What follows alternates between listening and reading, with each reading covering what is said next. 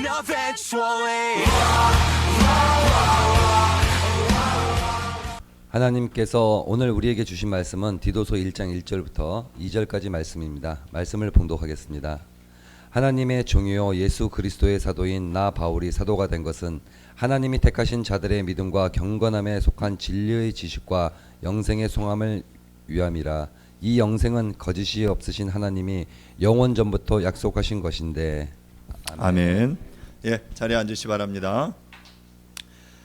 저희는 지난번까지 23번에 걸쳐서 디모데후서 말씀을 함께 봤고요. 오늘부터는 제가 이어서 디도서 말씀을 함께 보려고 합니다.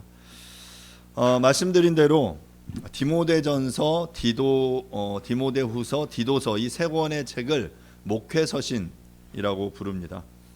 목회서신은 바울이 에베소와 그레데에서 교회를 목회하는 사역하는 후배 목회자인 디모데와 디도, 또 그리고 그들은 영적인 아들이기도 했죠. 이들에게 목회자로서 어떤 자세를 가지고 이 현재 그 상황 속에서 사역해야 하는지를 알려주는 편지라고 말할 수 있습니다.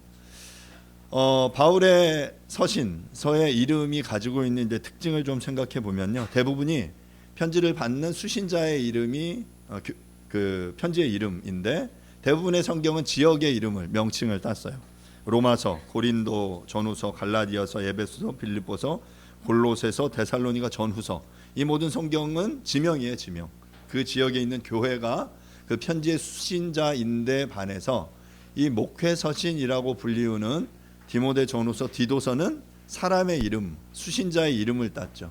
편지를 받는 디모데라는 사람, 그리고 편지를 받는 디도라는 사람의 이름을 따서 디모데 전후서, 디도서라고 명칭을 사용하고 있습니다. 서론적인 내용을 간단하게 설명하면요, 다음 슬라이드 넘겨주세요. 디도서의 저자는 바울입니다. 그리고 수신자는 말씀드린 대로 디도이고요. 이 편지가 기록된 시기는 바울이 1차 로마의 감옥 생활에서 풀려난 후 약간의 시간, 자신이 사역하던 교회를 이렇게 둘러보고 다시 이제 2차 로마 감옥에 투옥되어서 순교하기 직전의 기간. 그래서 아마 AD 66년경일 것이다. AD 중반, 60년대 중반일 것이다라고 봅니다. 그래서 아마 디모데 전서와 후서의 어느 사이에 이 디도서가 기록되지 않았나라고 생각하는 것이 일반적인 이 기록 연대라고 볼 수 있어요. 다른 서신서와 마찬가지로 본 서신도 이제 크게 세 부분으로 서론과 본론과 결론으로 나뉘어지고, 오늘 함께 나누게 되는 이 본문은 이 서론의 일부분에 해당된다라고 말할 수 있습니다. 먼저 오늘은 설교 말씀을 통해서 이 편지를 받는 디도라는 인물이 어떤 인물인지, 그리고 디도가 사역하던 교회 이 그레데 섬에 대한 설명을 여러분들에게 조금 드릴 거고요. 그리고 이어서 그 그레데 섬에 사역하는 디도에게 편지를 쓰면서 바울이 자신을 소개하는데, 특별히 자신이 사도된 이유, 사도로 부르심을 받은 이유에 대해서 세 가지로 설명을 합니다. 오늘 그 부분을 여러분들과 함께 중점적으로 좀 생각해 보도록 하겠습니다. 디도라는 이름은 영어로는 타이터스라고 쓰여져 있고요. 그리고 특별히 보면 사도행전에는 이 디도라는 이름이 등장하지는 않아요. 그런데 고린도 후서에 8번 등장하고 갈라디아서와 디모데 후서에 이렇게 등장하는 인물이 디도라는 인물입니다. 이 디도는 헬라인으로 이고니온에서 아마 바울에 의해서 회심한 것으로 추정되는데, 그리고 이후 오늘 본문 속에서 보여지는 것처럼 그레데 섬의 목회자로 임명을 받았어요. 그러니까 그레데 섬은 지금으로 말하면 크레타 섬이라고 불리어지는 지명을 가지고 있습니다. 바울은 다메섹에서 예수를 만난 후 본격적인 전도자로 서기 위해 예루살렘에 올라갈 때 바울과 함께 바나바와 디도가 동행했는데요. 예루살렘에 바울과 바나바가 함께 이제 동행하는데 이때의 내용이 이제 갈라디아서 2장에 등장을 합니다. 제가 그 갈라디아서 2장 말씀을 함께 좀 보도록 할 텐데요. 2장 1절부터 5절 말씀을 함께 좀 보도록 하겠습니다. 14년 후에 내가 바나바와 함께 디도를 데리고 다시 예루살렘에 올라갔나니 계시를 따라 올라가 내가 이방 가운데서 전파하는 복음을 그들에게 제시하되 유력한 자들에게 사사로이 한 것은 내가 다름질하는 것이나 다름질한 것이 헛되지 않게 하려 함이라. 그러나 나와 함께 있는 헬라인 디도까지도 억지로 할례를 받게 하지 아니하였으니 이는 가만히 들어온 거짓 형제들 때문이라. 그들이 가만히 들어온 것은 그리스도 예수 안에서 우리가 가진 자유를 엿보고 우리를 종으로 삼고자 함이로되 그들에게 우리가 한시도 복종하지 아니하였으니 이는 복음의 진리가 항상 너희 가운데 있게 하려 함이라. 이렇게 지금 바울은 갈라디아서에서 자신이 예루살렘에 올라갔던 어떤 상황을 설명하면서 그때 함께 동행했던 디도와 바나바의 이야기를 하고 있어요.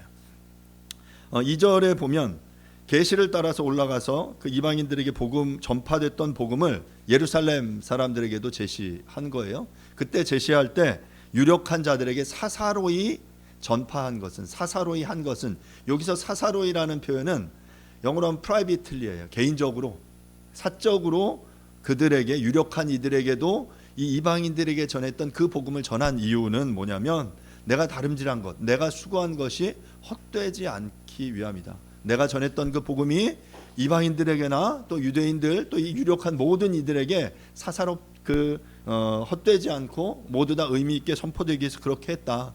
그런데 내가 나와 함께한, 내가 복음을 전했던 헬라인 디도에게는 그들에게도 세례를 주지 않았다라고 말해요.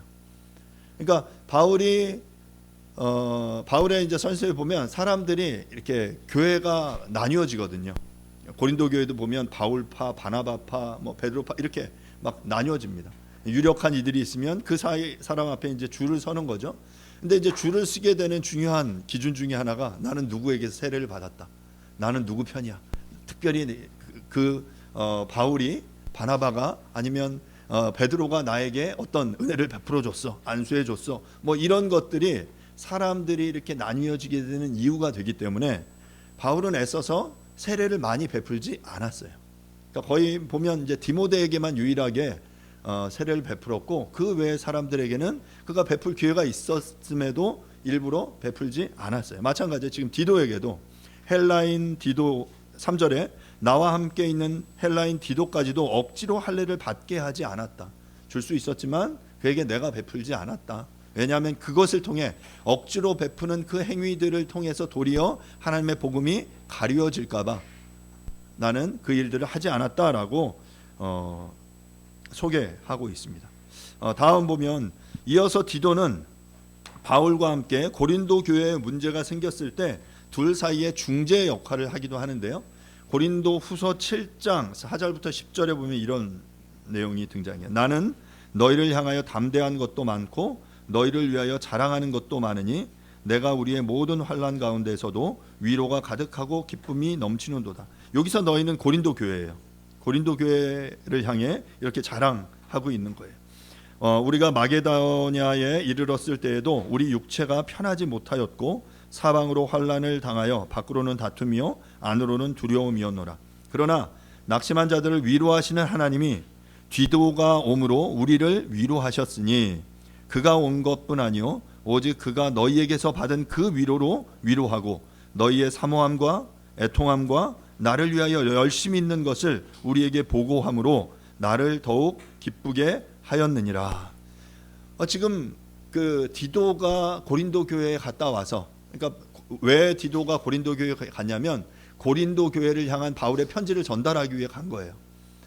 그렇게 전달한 이유는 고린도 교회 안에 문제가 많았기 때문인데, 그런데 교회는 문제만 있었던 교회는 아니에요. 굉장히 열심도 특심하고 하나님의 은사도 풍성하게 나타났고 사람들이 열심도 있었어요. 그래서 지금 바울은 먼저 디도를 통해 들었던 고린도 교회의 이야기들, 그래서 위로의 소식, 격려가 될 만한 그것으로 먼저 이제 고린도 교회를 칭찬하는 거죠.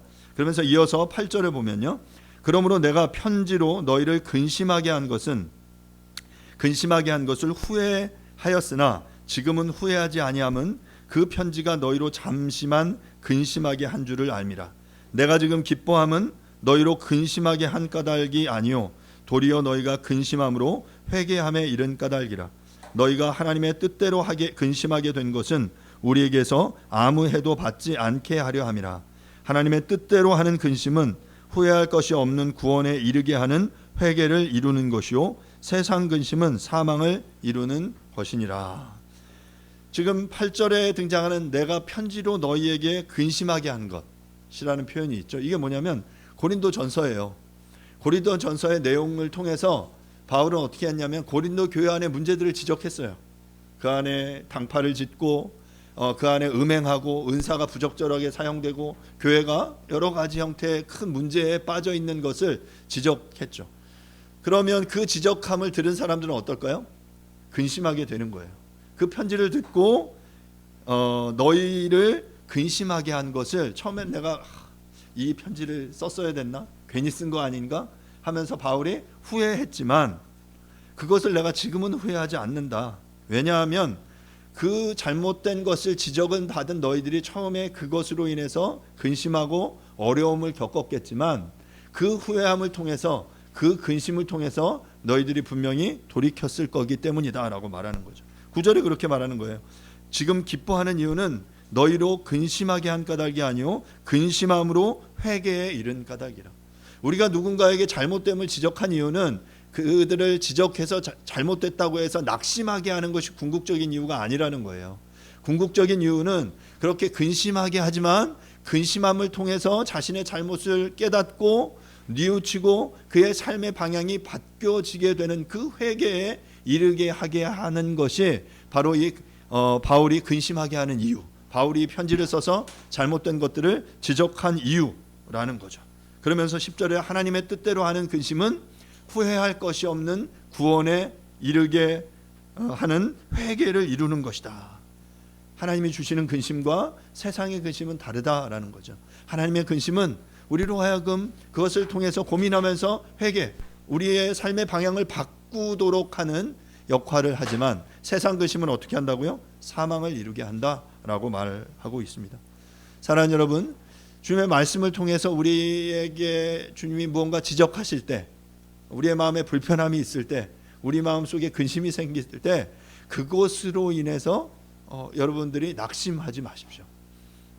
그 근심은 궁극적으로 우리를 회개하게 하고 우리를 구원에 이르게 하고 우리를 더욱더 하나님을 닮아가도록 경건에 이르도록 우리를 이끌기 때문입니다. 바울은 지금 고린도 교회 안에 여러 가지 문제를 지적하면서 이 고린도 전서를 썼는데 4절에서 먼저 고린도 교회를 칭찬하고 디도를 통해 먼저 전했던 그 고린도 전서에 대한 피드백을 지금 고린도후서 7장에서 이야기를 하고 있는 거죠. 그러면서 내가 이 편지를 통해서 너희가 근심했다라는 이야기를 듣고 처음엔 후회했지만 나중에 그 근심함을 통해 너희가 회개한 것으로 인해서 내가 위로를 받았다.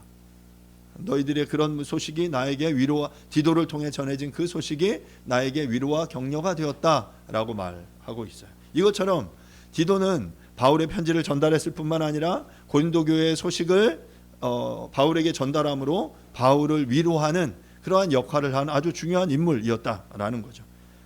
또 고린도후서 8장 16절 17절에 보면 바울의 편지 전달과 헌금 모금을 위해 고린도에 사람을 보내려고 할 때 자원한 인물이 바로 디도였습니다. 고린도후서 8장 16절 17절 말씀을 보겠습니다. 너희를 위하여 같은 간절함을 디도의 마음에도 주시는 하나님께 감사하노니 그가 권함을 받고 더욱 간절함으로 자원하여 너희에게 나아갔고. 지금 바울이 고린도에 누군가를 보내기를 원했어요. 그러자 너희를 향한 그 간절한, 지금 바울이 막 간절한 마음을 가지고 편지를 쓰는 거잖아요. 고린도 교회를 위해 막 어찌 보면 그 문제를 지적하는 그 사람이 더 어찌 보면 고민하면서 그 편지를 썼을 거예요. 그렇게 간절함으로 쓰는데 바로 디도에게도 그 간절한 같은 마음을, 나에게 주셨던 그 같은 마음을 주셨다. 그리고 17절에 보면 그가 권함을 받고, 바울이 아마 그랬을 거예요. 이 편지를 쓰면서, 편지를 쓰고 나서 자기와 함께하던 그 사람들 중에 누가 갈래? 지금 고린도 교회에 이런 문제들이 있어서 내가 편지를 썼는데 이 문제를 해결하기 위해서 누가 갈래? 라고 했더니 지금 디도가 저요, 제가 갈게요 라고 자원함으로 너희에게 나아갔다 라고 말하는 것입니다. 여러분, 혹시 이런 문제에 쌓이는 공동체나 이런 상황을 중재하기 위해서 여러분이 혹시 나서본 상황이 있으십니까?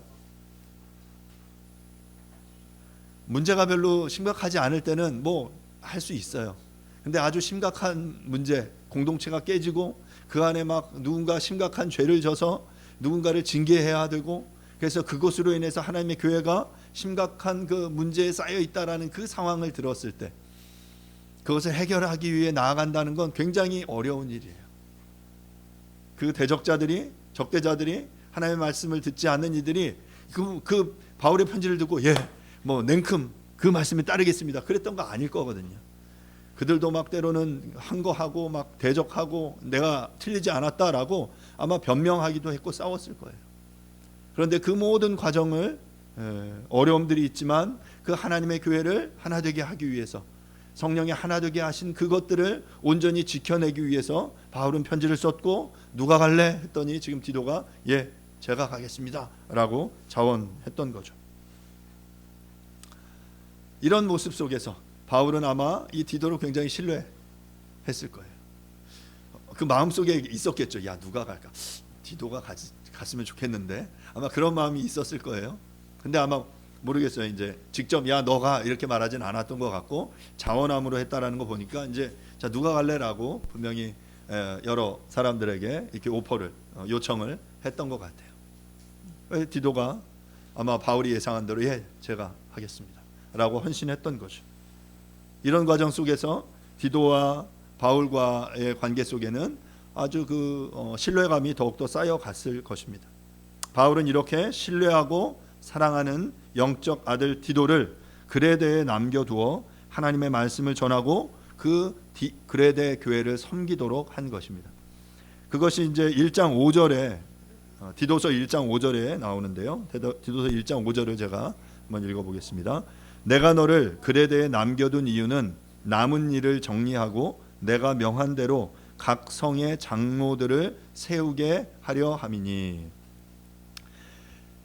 디도 지금 바울이 아마 그레데 그 섬에서 함께 사역을 했던 것 같고 남겨두었다라는 거 보니까 이제 나는 떠날 수밖에 없는 상황이기 때문에 누군가 아직 견고하게 서지 않은 이 그레데 교회를 세우기 위해서 남은 일이 있었고 누군가를 남겼어야 했는데, 그때 바울이 생각했던 인물이 바로 누구였냐면 지금까지 그런 신뢰관계를 가졌고 탁월한 그 영성을 소유했던 디도였던 거죠. 디도를 남겨서 그 교회의 사역을 감당하도록 했습니다. 지도 한번 보여주시면요. 지금 여러분 이 지도에 보시면 그 밑에 메디테리안 씨, 지중해예요. 그리고 위에 블랙시라고 보이는 곳이 흑해이고요. 이 지중해 중간에 빨간 네모 박스 안에 있는 게 크레테라고 써 있죠. 저 크레테가 바로 그레데 섬, 크레타 섬입니다. 근데 여기에 지금 보이시는 그 글자 잘 안 보일 텐데 오른쪽 밑에 예루살렘이 있고요. 여기 보이시나요? 여기가 예루살렘, 여기가 가이사랴, 안디옥, 타르스, 이고니온, 골로새, 에베소, 드로아, 빌립보, 데살로니가, 그리고 고린도. 여기가 고린도 교회고 여기가 그레데 섬. 저 그레데 섬이 보시는 대로 지중해 중간에 있는 그러한 섬이었어요.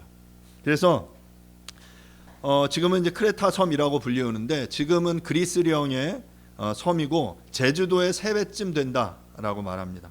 현재 인구는 70만 정도고 지중해 문화가 발원한 발원지라고 말해요.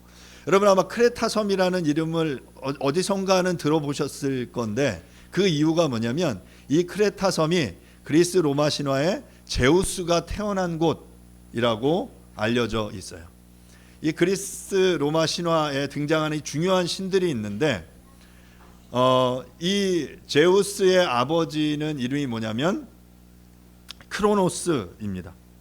제우스가 태어나기 전에 그의 아버지 크로노스는 이런 불길한 예언을 듣는데 너의 아들이 너를 쫓아낼 거다, 죽일 거다라는 그런 불길한 예언을 듣습니다. 그래서 그는 그 운명을 피하기 위해서 그 크로노스의 아내 레아가 자식을 낳으면 어떻게 했냐면 그 자식이 태어나자마자 그 자식들을 다 삼켜버렸어요. 다 그냥 아이가 태어나면 홀딱 그냥 삼켜서 5명의 아이를 다 삼켜버렸습니다. 자, 그렇게 5명의 자식을 잃은 그 레아가 고민하다가 이제 6번째 아이를 임신했어요. 어떻게 할까? 이제 여기서 태어나면 이 아이를 그 크로노스가 삼켜버릴 텐데, 그래서 고민하다가 이 레아가 어디를 가냐면 크레타 섬으로 간 거예요. 크레타 섬에 가서 거기서 아이를 출산합니다. 원정 출산을 하고 나서 그곳에서 몰래 아이가 출생하도록 자라도록 하고 포대에 돌덩이 하나를, 큰 돌덩이를 넣어서 가지고 가요. 그리고 아버지 크로노스에게, 아빠에게, 남편에게 이게 내가 크레타 섬에서 낳은 아들이다라고 줘요. 그러자 이 크로노스가 이 푸대 안에 쓰인 돌덩이를 홀딱 삼킵니다. 그 6번째 아이도 자기가 다 이제 죽였다라고 생각하는 거죠. 그리고 나서 시간이 지나요. 제우스가 이 크레타 섬에서 자라고 나서 어느 시점이 지나서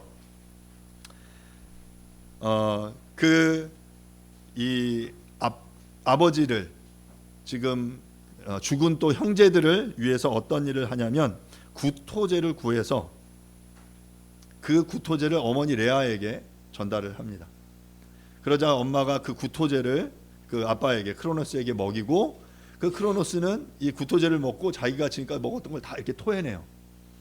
토해내서 지금껏 삼켜졌던 그 5명의 그 자녀들이 다시 살아나는데, 그 5명이 누구냐면 헤스티아, 데메트르, 헤라, 하데스, 포세이돈, 이렇게 5남매가 다시 구출이 되는 거죠.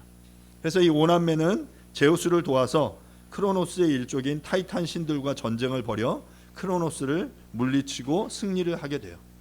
그래서 그 결과로 제우스는 하늘을, 포세이돈은 바다를, 하데스는 지하세계를 관장하는 신이 되는 것, 바로 이것이 그리스 신화의 아주 중요한 틀을 이루는 그러한 메시지, 이야기였어요.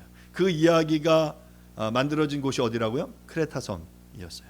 그래서 이 섬은 그런 위치상으로도 지중해 중심에 있었고 문명과 교역의 중심지였을 뿐만 아니라 이처럼 신화를 숭배하고 무질서하고 부정직하고 아주 거짓이 만연한 그러한 도시. 왜냐하면 문화가 발달하고 많은 사람들이 이동하고 그 속에서 교역들이 일어나면서 자연스럽게 많은 사람들이 이런 타락한 그러한 도시가 바로 크레타 섬이었어요. 그런데 이 그레데 섬은 신약에 어디에서 처음 등장하냐면 사도행전 2장에 등장합니다. 사도행전 2장 8절부터 11절에 보면 이때가 무슨 사건이냐면 오순절의 성령 강림 사건인데요. 사도행전 2장 8절부터 11절을 제가 한번 읽어보겠습니다. 우리가 우리 각 사람이 난 곳 방언으로 듣게 되는 것이 어찌 됨이냐. 우리는 바데인과 메데인과 엘람인과 또 메소포타미아, 유대와 갑바도기와 본도와 아시아, 부르기아와 밤빌리아, 애굽과 및 구레네에 가까운 리비아 여러 지방에 사는 사람들과 로마로부터 온 나그네 곧 유대인과 유대교에 들어온 사람들과 그레데인과 아라비아인들이라. 우리가 다 우리의 각 언어로 하나님의 큰 일을 말함을 듣는도다 하고 11절에 보면 그레데인이 나오죠. 그러니까 지금 오순절의 성령 강림 사건 시기에 그 고대 근동 아시아, 아까 그 지도에서 보았던 여러 지역에 있는 사람들이 예루살렘에 모였고 그 모인 곳에서 난 곳 방언으로 하나님의 말씀을 듣게 되는데 그 이야기 속에 그 하나님의 큰 일을 듣는 그 자리에 그레데인들도 있었던 거예요. 아마도 그렇게 모였던 그 자리에서 말씀을 들었던 이들 중에 일부가 아마 그레데로 돌아가서 아마 그레데 교회를 세우는 중추적인 역할을 했을 것이다 라고 생각됩니다. 바로 그레데는 그런 곳이었어요. 바울은 이렇게 그 이후에 디도가 언제 그 그레데 섬에 방문했는지 명확하게 성경이 말하고 있지는 않지만 디도서를 보면 사도 바울이 분명히 디도와 함께 이 그레데의 복음화를 위해 교회를 세우기 위해 매우 노력했던 것을 우리는 알 수 있습니다. 이제 오늘 본문 1절 내용을 함께 보도록 하겠습니다. 제가 1절을 읽겠습니다. 하나님의 종이요 예수 그리스도의 사도인 나 바울이 사도된 것은 하나님이 택하신 자들의 믿음과 경건함에 속한 진리의 지식과 뭐 여러분들이 지금 바울의 여러 서신서를 우리가 함께 계속 말씀을 통해 함께 봤기 때문에 그 루틴하게 자신을 소개하는 바울의 이 메시지를 여러 번 들으셨으리라고 생각이 됩니다. 다른 서신과 마찬가지로 바울은 디도서를 시작하면서 자기를 소개하면서 뭐라고 소개하냐면 하나님의 종 그리고 예수 그리스도의 사도 나 바울이라고 말해요. 하나님의 종 예수 그리스도의 사도라고 말합니다. 종으로 번역된 둘로스는 종 노예라는 문자적 의미를 지니지만 왕의 신하 또는 모세나 여호수아 등 선지자 등과 같이 하나님의 일꾼을 가리키는데도 이 종이라는 표현이 사용돼요. 그러니까 정말 슬레이브 노예로서의 의미도 있지만 하나님의 신하, 하나님의 일꾼으로서의 위치에서 나는 하나님의 종입니다라고도 많이 사용이 됐던 거죠. 특히 신약 성경에서는 그리스도에 의해 구속된 사람, 그리스도의 대리자, 그리스도의 뜻에 순종하고 봉사하는 자, 복음을 전파하는 교사를 가리키는 말로 이 둘로스라는 표현이 사용이 됐습니다. 그런데 대부분 로마서나 빌립보서에서 이 종이라는 표현이 사용될 때는 예수 그리스도의 종이라고 표현돼요. 그런데 지금 이 디도서에서만 유일하게 누구의 종이라고요? 하나님의 종이라고 표현하고 있습니다. 뭐 이것이 가지고 있는 뭐 독특함, 의미는 하나님의 절대적인 순종과 겸손을 내포함과 동시에 자신이 하나님의 거룩한 일을 맡은 자라는 신적 권위를 나타내는 표현이라고 말할 수 있죠. 물론 뭐 예수 그리스도의 종이라고 말해도 충분한데 이 본문에서는 도리어 하나님이라는 표현을 사용하는 건 어찌 보면 제가 앞서 이야기했던 신화적인 요소와 관계가 있지 않을까라는 생각도 해보게 됩니다. 즉 바울은 자신이 언급할 이하의 내용이 신적 권위에 근거한 것임을, 다른 신이 아니라 이 시대의 제우스나 포세이돈이나 하데스 같은 그런 그리스의 그런 신들이 아니라 바로 하나님, 유일하신 그 여호와 하나님이심을 드러내기 위해서 하나님의 종이다라고 먼저 말하고 있다라고 생각이 듭니다. 그리고 이어서 그는 자신을 예수 그리스도의 사도다라고 표현하죠. 사도 아포스톨로스라는 표현은 보냄을 받은 자라는 뜻입니다. 이 사도라는 표현은 바울이 빌립보서와 빌레몬서를 제외하고 모든 자신의 서신서에 자신을 소개할 때 사용한 표현이에요. 종이 자신을 더 낮추는 겸손한 표현이라면 사도는 그리스도께 부름받았다라는 사실을 강조하는 호칭이다라고 말할 수 있습니다. 이 아포스톨로스라는 표현은 명사는 아포스텔로라는 동사에서 파생된 건데요. 전권을 가지고 파견하신 분을 위해 행동하는 사람, 예수 그리스도로부터 직접 혹은 다른 사도로부터 위임받아 그를 대신하여 말하는 권위를 입은 사람이라는 의미를 지닙니다. 뭐 지속해서 강조했지만 바울이 자신이 이렇게 사도다라는 것을 강조하는 이유는 그 당시에 많은 사람들이 바울의 사도성을 공격했기 때문입니다. 의심했기 때문이에요. 왜냐하면 사도는 대부분 일반적으로 예수 그리스도의 그 생애, 공생애를 함께했던 예수 그리스도의 그 고난과 죽음과 부활을 목도한 사람을 바로 사도다라고 불렸는데 사람들은 바울이 예수의 그 공생애 가운데 함께하지 않았기 때문에 너는 사도일 수 없어라고 이렇게 그의 사도성을 계속 공격했죠. 그랬기 때문에 더 강력하게 바울은 기회가 될 때마다 편지를 쓸 때마다 기회 있는 대로 나는 사도야. 나는 다메섹 도상에서 직접 부활하신 주님을 만났어. 그 부활하신 주님께서 직접 나의 이름을 부르셔서 나를 그 이방인을 향한 사도로 부르셨던 거야 라고 힘주어 말했던 것입니다. 바울은 이제 자신이 하나님의 종됨과 그리스도의 사도됨, 내가 예수 그리스도의 사도다라고 말하고 나서 1절 하반절에 뭐라고 이야기하냐면 나 바울이 사도된 것은 이라고 말하면서 내가 사도된 이유가 무엇인지에 대해서 세 가지를 이어서 이야기해요. 첫 번째는 1절 그 하반절에 하나님이 택하신 자들의 믿음을 위함이고요. 두 번째는 경건함에 속한 진리의 지식을 위함이고 세 번째는 2절에서 영생의 소망을 위함이다라고 말하고 있습니다. 오늘 요 부분을 여러분들과 잠시 나누도록 하겠습니다. 첫 번째 이유를 하나님이 택하신 자들의 믿음을 위함이다라고 말했는데요. 이 택하신 자들의라는 이 표현은 에클레톤이라는 표현인데 영어로 하면 일렉션, 선출, 선임, 선거를 의미하는데 뽑힌 선택된이라는 그런 표현입니다. 그러니까 하나님에 의해서 선택된. 그러니까 하나님의 그가 사도로 세워진 것뿐만 아니라 하나님이 구원을 베푸시는 이들은 하나님의 선택, 하나님의 강권적인 그 선택을 통해 이루어졌다라는 사실을 강조하는 표현이에요.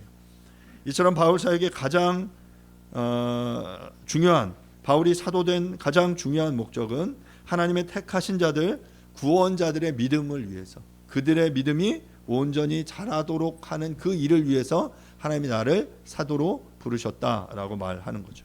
두 번째는 경건함에 속한 진리의 지식을 위함이다라고 말하는데요. 바울 서신에서 경건은 굉장히 중요한 표현, 여러 반복되는 표현이죠. 유세베이아라고 하는 이 경건함이라는 표현은 숭배, 존경, 하나님을 향한 경건한 행위와 바른 믿음이라는 뜻이에요. 영어 성경은 이 경건을 본문에서는 godliness라고 번역을 했어요. 이는 하나님을 닮은 것입니다. 여러분, 경건은 하나님을 닮은 것이에요. 하나님을 닮아가는 것이에요. 우리 안에서 하나님의 향기가, 하나님의 모습이, 하나님의 영성이 우리 가운데 드러나는 것, 바로 그것이 경건이다라고 말할 수 있습니다. 그리스도인이라면 마땅히 추구해야 할 궁극적인 목표이고 그리스도인의 온전한 삶의 당연한 귀결이 바로 경건이라고 말할 수 있습니다. 본문에서는 진리의 지식이 경건함을 따라 나온다라는 의미로 속한이라는 표현을 썼는데요. 이것은 너무나 당연한 것으로 진리의 지식이 불경건에 속할 수 없기 때문에 그래요. 진리의 지식, 우리를 구원에 이르게 하는 하나님에 관한, 하나님을 닮게 하는 그 진리의 지식은 무엇에 속했다? 경건함에 속한 것이다 라고 말하는 것이죠.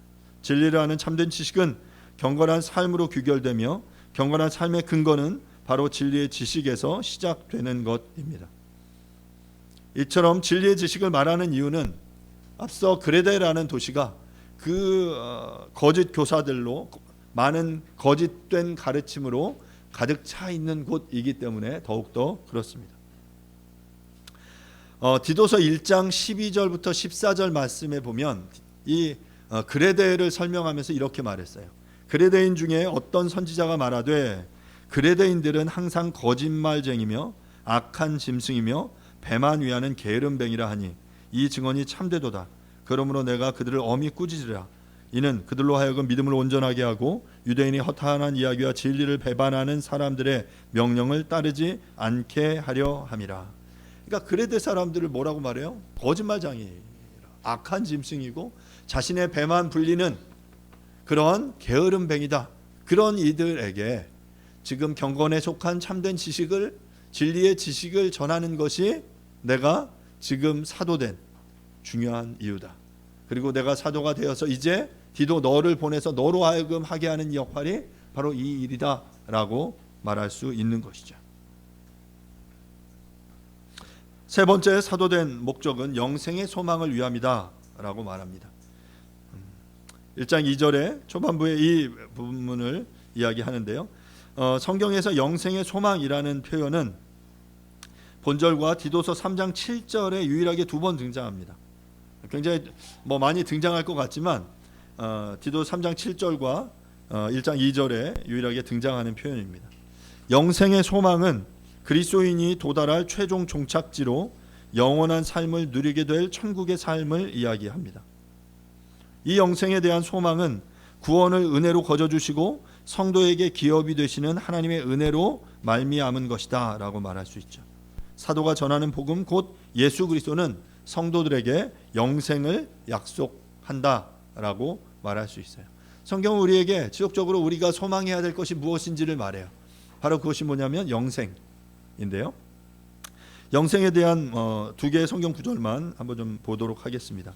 요한복음 10장 28절과 로마서 6장 23절인데요. 내가 그들에게 영생을 주노니 영원히 멸망하지 아니할 것이요 또 그들을 내 손에서 빼앗을 자가 없느니라.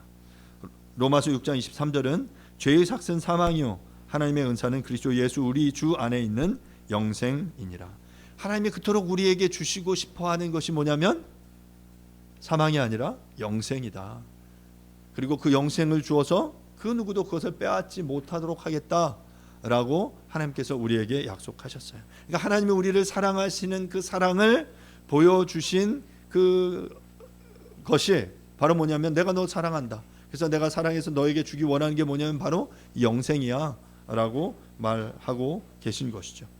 이 영생에 대한 소망은 이 세상에서의 윤리적인 삶만을 강조하는 여타 다른 종교와 기독교의 차별성을 제공하는 것입니다. 사도가 된 중요한 이유는 바로 사람들로 하여금 그리스도를 믿음으로 그리스도 안에 영생이 있음을 알고 그 영생의 소망을 갖게 하기 위함이다 라고 말하고 있어요. 그런데 그 1장 2절의 하반절은 이 영생이 무엇인지를 조금 더 추가적으로 설명하는데요. 이 영생은 거짓이 없으신 하나님이 영원전부터 약속하신 것이다. 영생이 뭐라고요? 누가 약속하신 것이에요? 거짓이 없으신 하나님이 약속하신 것이고 언제부터? 영원전부터 약속하신 것이다 라고 말하고 있어요. 거짓이 없어. 하나님은 거짓이 없으신 분이에요. 그렇기 때문에 자신이 말한 것을 시건치 않으시고 말을 해놓고 지키지 않는 그 일이 없습니다. 말씀하신 것은 반드시 이루시는 그 하나님이 우리에게 무엇을 약속하셨습니까? 바로 그 영생을 약속하셨어요. 변함도 없으시고 회전하는 그림자도 없으신 분이 바로 우리에게 그 영생을 약속하셨다라는 것이죠. 그렇기 때문에 그 하나님 거짓이 없으신 하나님이시기 때문에 이 약속하신 것은 너무나 확실한 것이다. 그리고 그것은 창세전, 영원전부터 우리에게 계획되어지고 약속된 것이다 라는 것이죠. 창세전에 우리가 태어나기도 전에 하나님은 우리를 향해 영생을 계획하고 계셨다. 그것들을 약속하고 계셨다 라고 성경은 말하고 있는 것입니다. 그리고 그 일을 위해 내가 사도되었다 라고 말하는 것이죠. 말씀을 마무리하겠습니다. 바울은 자신을 하나님의 종이요 예수 그리스도의 사도다라고 소개합니다. 그렇게 자신이 사도된 이유는 하나님이 택하신 자들의 믿음을 굳게 하기 위함이고 또한 그들에게 경건함에 속한 진리의 지식을 전하고 영생의 소망이 있음을 알게 하기 위함이다라고 말합니다. 그리고 그 일을 이제 디도에게 맡기고 있는 것이죠.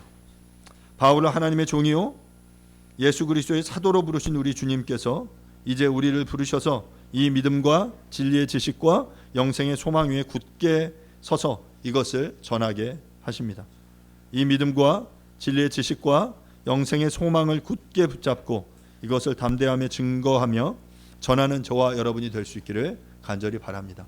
이것이 단지 디도에게만 해당되는 메시지가 아니라 바로 바울이 사도된 그 이유를 통해서 왜 그가 그것을 전하는 겁니까? 왜 말하는 거죠? 너희도 나와 같이 이러한 삶을 살아라. 디도에게 이야기하는 거고요. 또한 우리들에게도 그 삶을 살라고 요청하고 있는 것입니다. 택하신 자들을 믿음 위에 굳게 서게 하는 그 믿음 위에 너가 먼저 굳게 서라. 그리고 그 진리의 지식, 거짓에 휩쓸리는 그 삶이 아니라 우리를 경건에 이르게 하는 하나님을 닮게 하는 하나님을 더 사랑하게 하는 그 진리의 지식을 전하고 그것들을 알게 해라. 그리고 영생의 소망을 굳게 붙잡아라 라고 말하고 있는 것입니다. 이것을 먼저 우리가 잘 알아가고 배워가고 또한 이것들을 가지고 그것 위에 굳게 서서 이것들을 담대하게 전하는 저와 여러분들이 될 수 있기를 간절히 바랍니다. 이 시간 말씀을 생각하시면서 잠시 하나님 앞에 잠시 기도하겠습니다. 하나님, 우리가 그 믿음 위에 먼저 서게 하시고 진리의 지식 위에 서게 하시고 영생의 소망을 깨닫고 그것을 먼저 소망할 수 있게 도와주십시오라고 이 시간 말씀 생각하시면서 잠시 기도하도록 하겠습니다. 기도하겠습니다. 하나님 아버지, 은혜를 감사합니다. 부르신 주님께서